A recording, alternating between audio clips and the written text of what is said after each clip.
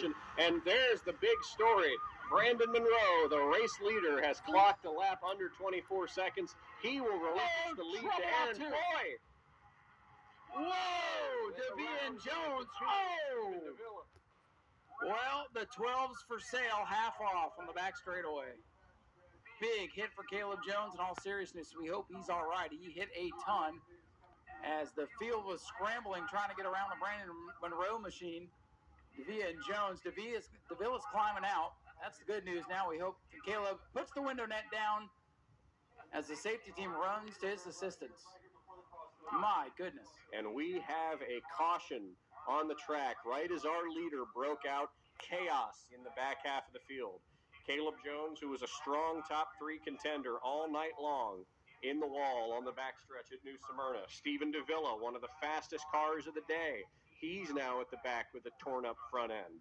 Hopefully the safety crews can confirm that our drivers are okay. Stephen Davila out of the car. Caleb Jones has put the window net down. And he's climbing out. Climbing from the Thank car. goodness. Always a great sight to see.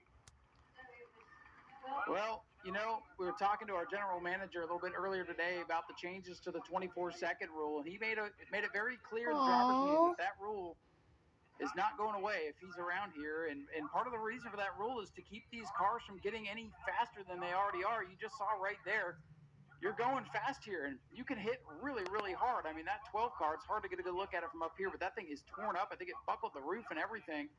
Again, that rule is in interest of competition and safety, and we saw it right there come into play. So, you know, I know the drivers, they don't like messing with it, and they basically hate racing the clock too, but, again, we want to keep everybody safe and having a good time, and that right there is case in point. That rule is not going anywhere. We are now entering the red flag condition. Our 5 remaining cars stopped on the back straightaway. Aaron Foy had just taken the race lead at the time of the caution, and Stephen Wright had made his way all the way back up to the second position. The 23 car of Vincent Cortez in third. So brand new top 3 from what we saw just a moment ago.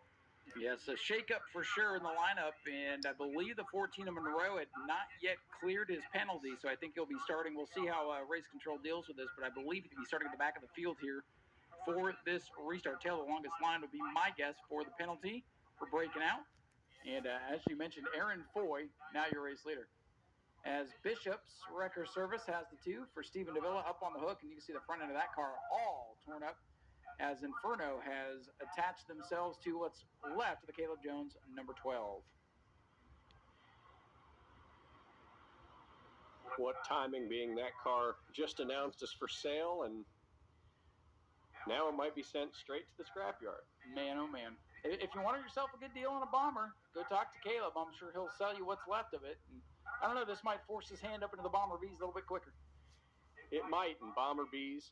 Fans, for those who don't know the difference between a Bomber A and a Bomber B car, these Bomber A cars run 4-cylinder engines, and the Bomber B cars run 6-cylinder engines. And 6 and 8. They're 6 and 8-cylinder engines, and bodies are a little bit bigger. We see a lot of old Ford Crown Victorias running in the Bomber B division. We see a few Chevy Monte Carlos running in the Bomber B division. A couple of Buicks from time to time. Buicks. The Mustang. Got the Mustang We do out have there. the Mustang, the Black Pony, then say. Hasn't had much luck this year, but, you know, a lot of racetracks run the Crown Vic division, and, you know, we decided not to limit the Bomber B division to one specific type of car, because eventually we're going to run out of those Crown Vics. And then where does the division go? So we have it kind of wide open, but we do get a lot of Crown Vics, because right now they are plentiful. But as things evolve, you'll see a new type of car. I remember back when I started, the Saturn was the fast car in the Bomber division, and now we're seeing these Cavaliers and those Ford Escorts as the cars that are the ones to beat out here. So things will evolve and change, but we decided to leave things open for those other makes and models to be able to participate. So honestly, I know that wreck didn't look like fun, but if you think you want to try this racing deal, we invite you to get yourself a Bomber A, Bomber B, and start there, see if you like it, work your way up through the ranks. Maybe we'll talk to you in Victory Lane in the next Super Late Model race. Maybe we will. 2-car in pit lane, getting backed up to its trailer as the 12F of Caleb Jones. That machine has now gotten pulled off of the wall and is getting hauled to pit road. Looks as if the wall has got a new scrape on it there in the back straightaway, where Caleb Jones made his mark on New Smyrna Speedway. Literally. We appreciate Caleb coming out to help us get things painted, but we wanted white back there, not black. So, oh well. Beggars can't be choosers, I guess. Tough break, though, for Caleb, defending Bomber A-Track champion, one of the nicest guys you'll find in the pit area. So I know he's dejected right now, but he'll find the positive silver lining in this deal, and we'll see him back out soon. Here's what's left of that beautiful 12F for Caleb Jones, as that wreck literally blew the doors off. It did. Coming down the front straightaway there now, fans, for you to get a look at the car that is for sale. If you would like to buy what is left of Caleb Jones's red and white 12F machine, get a hold of it. Maybe you could fix it up and bring it out here. Yeah, what did he tell you it was for sale for? I believe $4,500, maybe $4,000. Give him $1,000. I bet he'll give you what's left. Put a door on, get a new right front. No big deal. You'll be back out here in no time. Absolutely. We sound like really bad used car salesmen. We do. Here. Sorry, Caleb. This is the worst Mecum auto auction ever right here. No doubt. We are not Mike Joy at that classic auto auction there. My goodness, that car is torn up. You think these cars aren't going fast? Goodness gracious. Hate to see that. Yeah, it did buckle the roof. The roof is caved in too up there. Dented up in the front right corner. Glad to see Caleb able to hop out of that thing, you know. There's the door. They've got it on the back of the car. So Caleb, how was your race night? Well, we blew the doors off ourselves, not the competition. They did quite literally blow the doors off. My goodness, man.